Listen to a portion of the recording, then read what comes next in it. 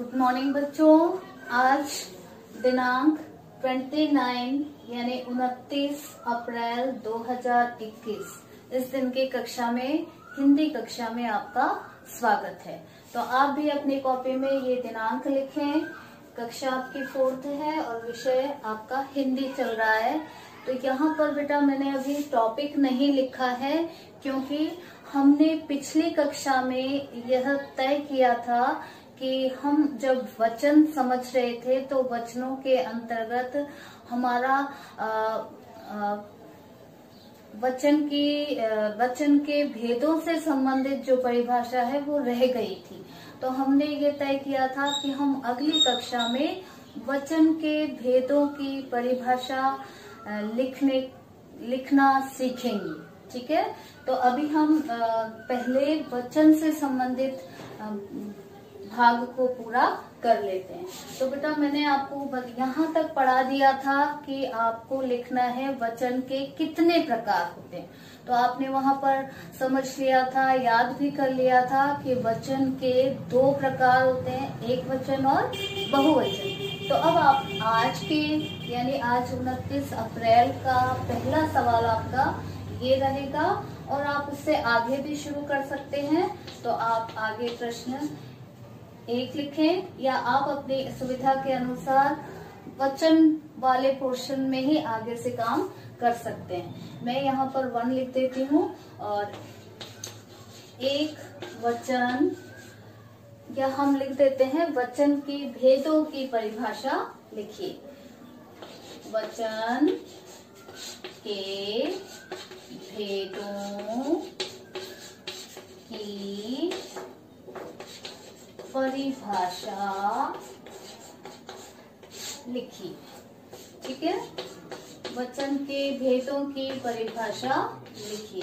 तो हम यहाँ पर समझ चुके थे कि वचन के भेद 2 होते हैं। तो हम शुरू करते हैं एक वचन और यहाँ पर मैं आपको दोनों नहीं लिखवाऊंगी, एक लिखवाऊंगी और दूसरे की मैं आपको तरीका बता दूंगी। तो आपको स्वयं उसे लिखना है।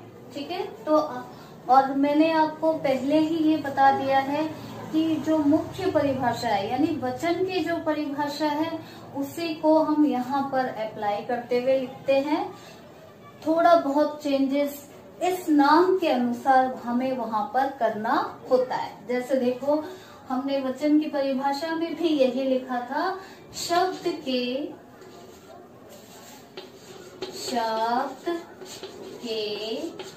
जिस रूप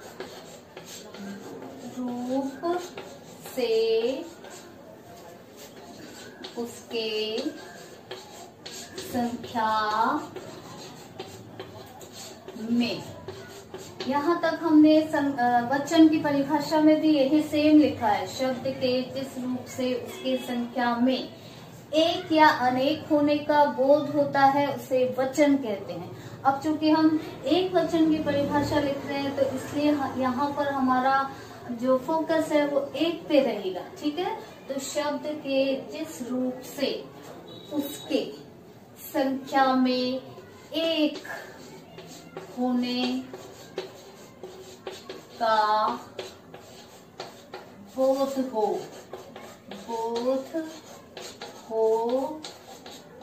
उसे वचन कहते हैं। ठीक है, जैसे मतलब शब्दों का ये रूप आपको बताएगा कि शब्द में कितनी वस्तुएं शामिल हैं। जैसे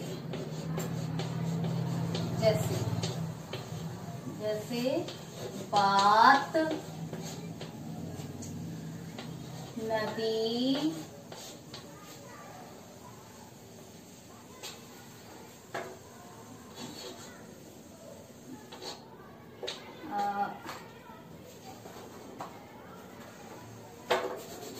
कन्या,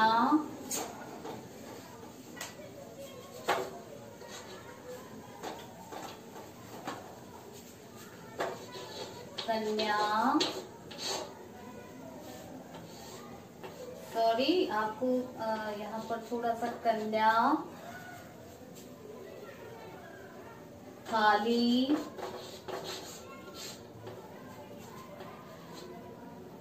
सड़क आदि।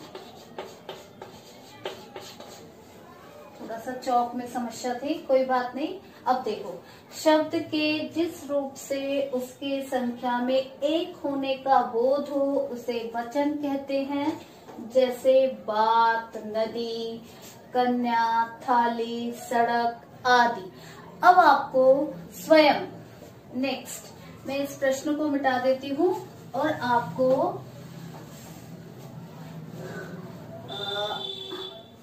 दिनांक भी मैं यहाँ पर 29/4 ये लिख देती हूँ। अब देखो, यहाँ पर आपको बहुवचन से संबंधित भी लिखना है। तो नंबर 2 मैं आपको बहुवचन लिखने का तरीका बता देती हूँ।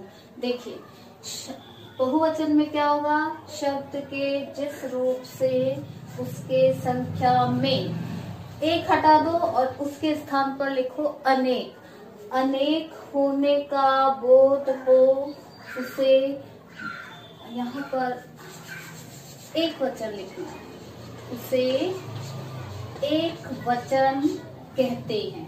तो वापस हम देखते हैं, थोड़ा सा यहाँ गलती हो गई थी, फिर से हम देख लेते हैं। शब्द के जिस रूप से उसके संख्या में अनेक होने का बोध हो उसे बहुवचन कहते हैं।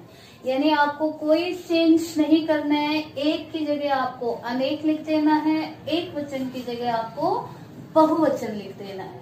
और उदाहरण भी यही सेम,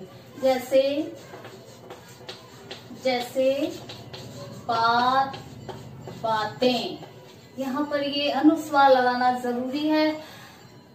भाषा में इनका भी बड़ा महत्व है। ये नहीं होंगे तो बातें, या फिर इसे नहीं बोल सकते हम बात, बातें ऐसे नहीं बोल सकते। हमें सहज रूप में बोलने के लिए इस अनुस्वार की आवश्यकता होती है। बात, बातें अनुस्वार की आवश्यकता होगी, इसलिए आपको लगाना अनिवार्य होता है। ये भी भाषा का एक प्राण है जिसे हम छोड़ नहीं सकते।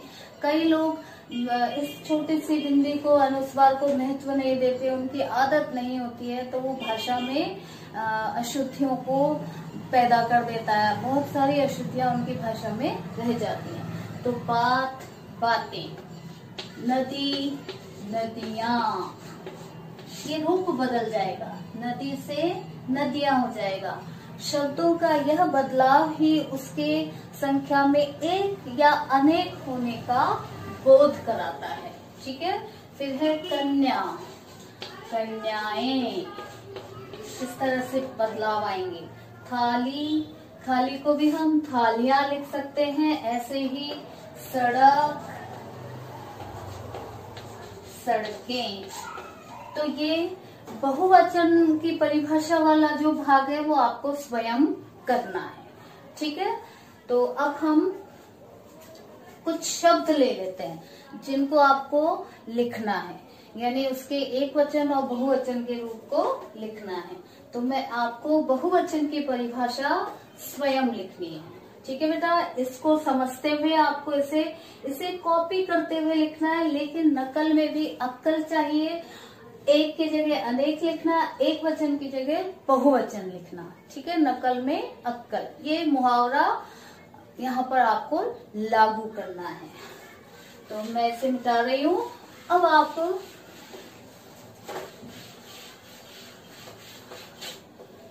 अगला प्रश्न है।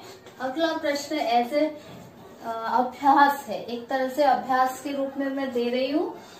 वचन बदलकर लिखिए। सॉरी, वचन बदल कर लिखिए। वचन बदलकर लिखिए। तो मैं यहाँ पर आपको कुछ शब्द दे देती हूँ। ये है एक वचन, एक वचन, ये है, थोड़ा पास में लिखती हूँ, एक वचन, बहुवचन।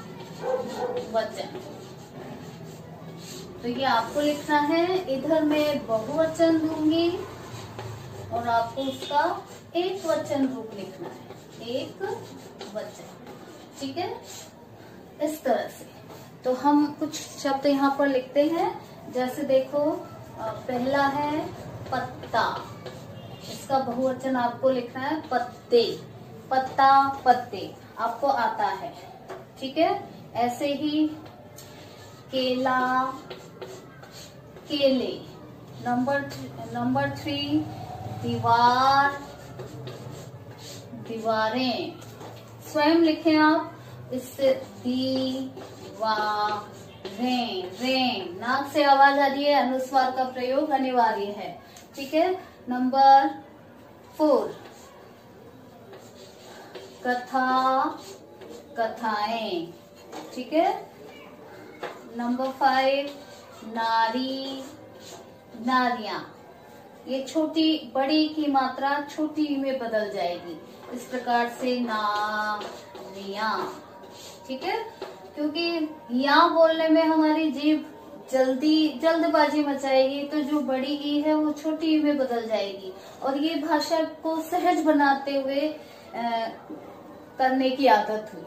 हम भाषा को सहज बनाना चाहते हैं, जैसे नारी, तो हम इसे बहुवचन में नारियां, यानी अपने आप ये जो बड़ी की मात्रा है या जो दीर्घ ई की जो आवाज है वो छोटे में बदल जाएगी। छोटे में बदलते ही हम उसकी मात्रा भी वैसी ही लगाएंगे, यानी छोटी ई यहाँ पर आ जाएगी। आप महसूस कर सकते हैं इन चीजों को।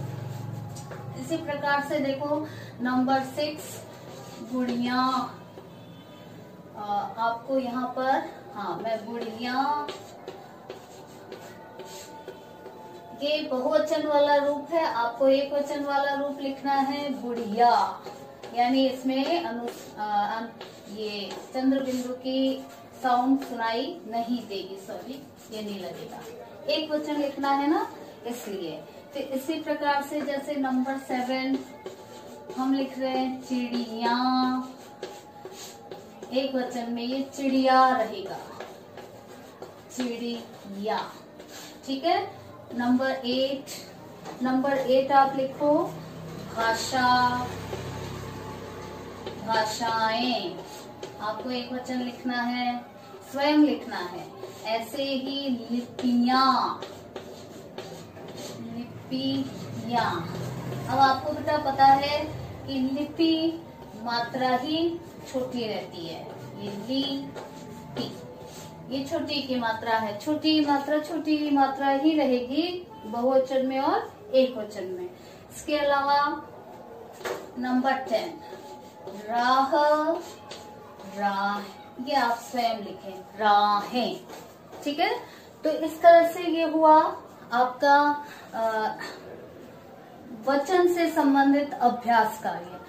जब हम रिवीजन कर रहे हैं तो एक तरह से हम मोटी मोटी बातों को थोड़ा समझते हुए आगे बढ़ रहे हैं, तो हम पिछले पढ़े हुए को ही यहाँ पर रिवाइज करते हुए इस तरह से लिखना सीख रहे हैं। आप ध्यान दें कि ये अनुस्वार का प्रयोग करें, इस अनुनासिक का प्रयोग करें, एक वचन को किस प्रकार से लिखना है, बहुवचन को किस प्रकार से लिखना है, और फिर इनके बदलाव किस तरह से करने हैं। ये हुआ हमारा वचन संबंधी काम, और ये पिछली कक्षा का ही शेष बचा हुआ भाग था। तो अब हम आज की कक्षा का टॉपिक लेते हैं। आज की कक्षा का हमारा शीर्षक है विलोम शब्द, विलोम शब्द। तो आप अपनी रफ कॉपी के नए पेज पर ये हेडिंग लिखें और आज की दिनांक भी लिख लो। ठीक है, आज की दिनांक भी आप लिख लें। तो अब हम शुरू करते हैं विलोम। विलोम का अर्थ होता है उल्टा, उल्टा यानी विपरीत, उल्टा या विपरीत, विपरीत। उल्टा यानी एक बात हमने सही ढंग से कही, सही से मतलब नहीं है, एक बात हम इस तरीके से कहते हैं, आप एक बात उस तरीके से कहते हैं, तो यानी ये एक तरह से विपरीत अर्थों से संबंधित टॉपिक है, विपरीत अर्थों से संबंधित शब्दों वाला शीर्षक है। ठीक है, जैसे हम एक कहते हैं सुख, सुख का विपरीत या सुख की अवस्था की विपरीत अवस्था होती है दुख। ठीक है, दुख। ऐसे ही हर्ष, हर्ष यानी प्रसन्नता, और हर्ष का उल्टा होता है शोक, जिसमें हम दुखी रहते हैं। हर्ष प्रसन्नता है, शोक दुख है। तो इस तरह से विलोम जो है वो विपरीत अर्थों का ज्ञान कराते हैं, यानी जो शब्द हमें विपरीत अर्थों से संबंधित जानकारी देते हैं उन्हें हम विलोम शब्द कहते हैं। और भाषा में इनका बहुत बड़ा महत्व है, क्योंकि हम भाषा में बहुत सारे ऐसे शब्दों का प्रयोग करते हैं जिसमें हम दोनों स्थितियों को दिखाने की कोशिश करते हैं, यानी हम उसमें सुख की स्थिति भी दिखा सकते हैं और दुख की स्थिति। जैसे ये आपने जीतन राम मांझी के बारे में सुना होगा। मांझी जिसने एक पूरा पहाड़ काट कर रास्ता बना दिया था, तो हम उसके लिए कह सकते हैं कि उसने दिन रात परिश्रम करके लोगों के आने जाने के लिए एक विशाल सड़क बना दी। तो आना जाना, ये दो स्थितियां, एक तो आना और एक जाना, लेना और देना, ये एक दूसरे के उल्टे हैं। तो एक दूसरे के विपरीत अर्थ बताने वाले हम अब विलोम शब्द की परिभाषा लिखते हैं। विलोम शब्द में जैसे आपने समझा कि एक दूसरे के विपरीत अर्थ को बताने वाले शब्द विलोम शब्द कहलाते हैं। एक दूसरे के विपरीत अर्थ बताने वाले शब्द विलोम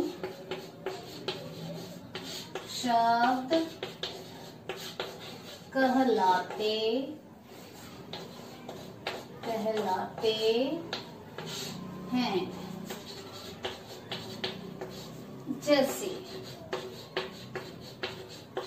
जैसे आप इसके लिए प्रश्न लिख सकते हैं। प्रश्न लिख लो बेटा। मैं यहाँ पर विलोम शब्द किसे कहते हैं? प्रश्न 1, विलोम शब्द किसे कहते हैं? यह है विलोम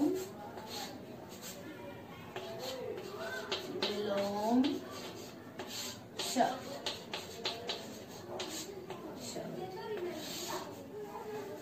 तो एक दूसरे के विपरीत अर्थ बताने वाले शब्द विलोम शब्द कहलाते हैं।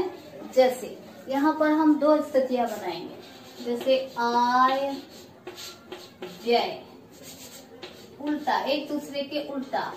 व्यय, आय यानी हमारी इनकम, हमारे कितना पैसा आ रहा है और कितना पैसा खर्च हो रहा है, जा रहा है, तो आय व्यय। लेना देना, यहाँ बीच में आप क्रॉस लगाओ, इसका मतलब ये हुआ कि एक दूसरे का उल्टा। ठीक है, लेना देना। खुश उदास, अमीर गरीब आदि। तो आप इन उदाहरणों से आप समझ गए होंगे कि एक दूसरे का विपरीत अर्थ या उल्टा अर्थ बताने वाले शब्द विलोम शब्द कहलाते हैं। अमीर गरीब, गरीब अमीर, ठीक है। उदास खुश, देना लेना, व्यय आय। तो एक दूसरे का उल्टा या विपरीत अर्थ बताने वाले शब्द विलोम शब्द कहलाते हैं।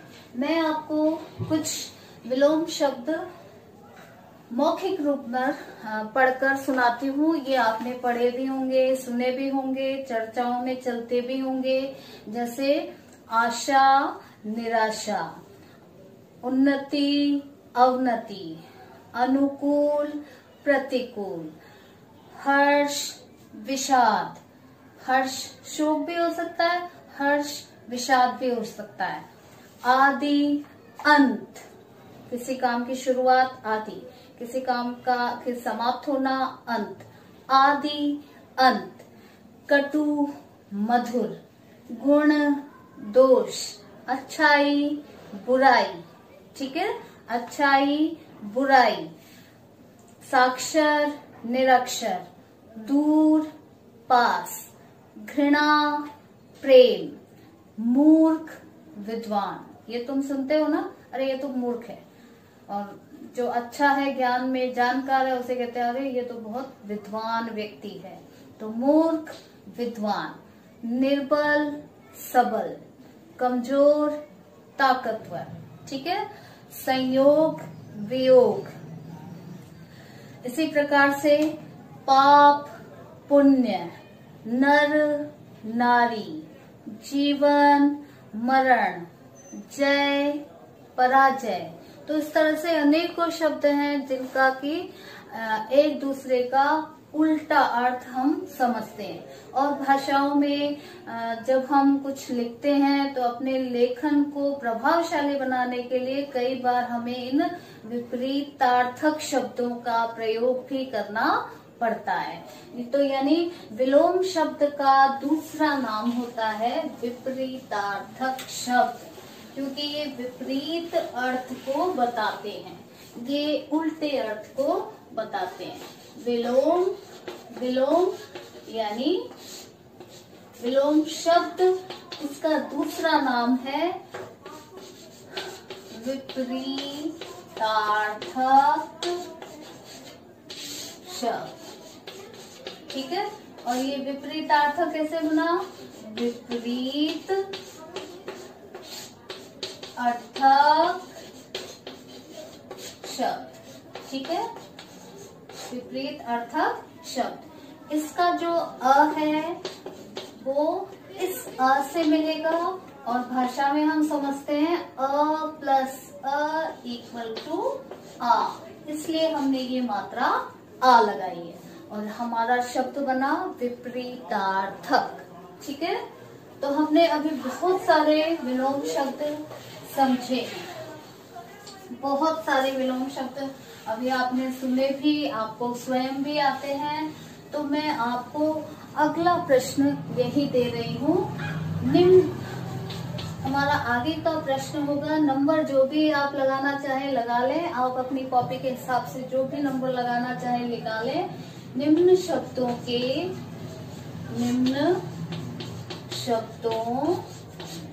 के विलोम शब्द लिखिए, ठीक है बेटा। यहाँ पर मैं कुछ विलोम शब्द आपको लिखकर दे रही हूँ, आपको इसके लिखना है उपकार, अपकार, ठीक है, उपकार अपकार। कोमल, कोमल कठोर। हानि, हानि लाभ, ठीक है। उदय, सूर्य उदय होता है, अभी शाम होएगी, सूर्य अस्त हो जाएगा, ठीक है। नंबर 5 उचित, उचित अनुचित। नंबर 6 बुरा बुरा, बुरा भला। तो ये 6 हुए। आगे हम 7वां यहाँ लिखते हैं। 7वां शब्द होगा पाप पुण्य। ठीक है। नंबर 8 प्राचीन नवीन। नंबर 9 सार्थक। शब्दों में आपने पढ़ा था सार्थक निरर्थक।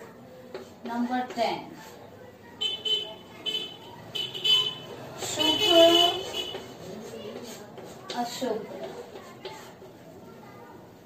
मूर्ख विद्वान। नंबर 12 विष। विष, विष यानी जहर।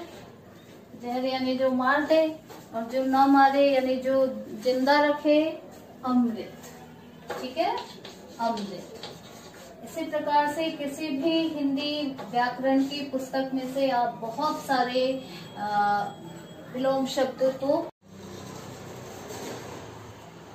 आपको विलोम शब्द लिखना है। हम एक बार फिर से दोहरा लेते हैं। उपकार अपकार, कोमल कठोर, हानि लाभ, उदय अस्त, उचित अनुचित, बुरा भला, पाप पुण्य, प्राचीन नवीन।